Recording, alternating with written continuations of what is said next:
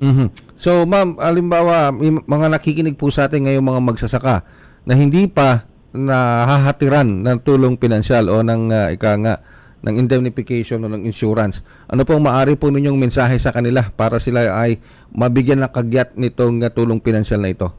Para po sa ating mga nakikinig na mga magsasaka at mga mangingisda na naapektuhan ng ating mga sunod-sunod na kalamidad, kung kayo po ay nakasiguro sa PCIC, wag po kayong mag-alala at amin mabilis na kayo ay indemnify sa lahat po ng mga damages na na-incur sa inyong mga nakasigurong mga crops, mga pananim, mga livestock na mga namatay, at lahat ng mga non-crop agricultural asset na nakasiguro sa amin.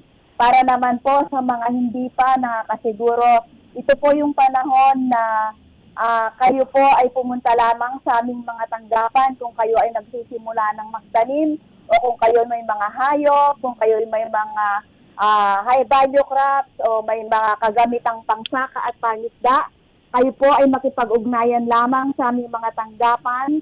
Marami po kaming mga provincial extension offices, Mhm. may desk po kami, may mga regional offices po kami.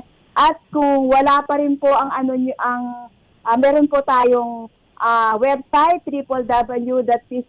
www.pcic.gov.ph. Kayo po ay magkipag-ugnayan lamang.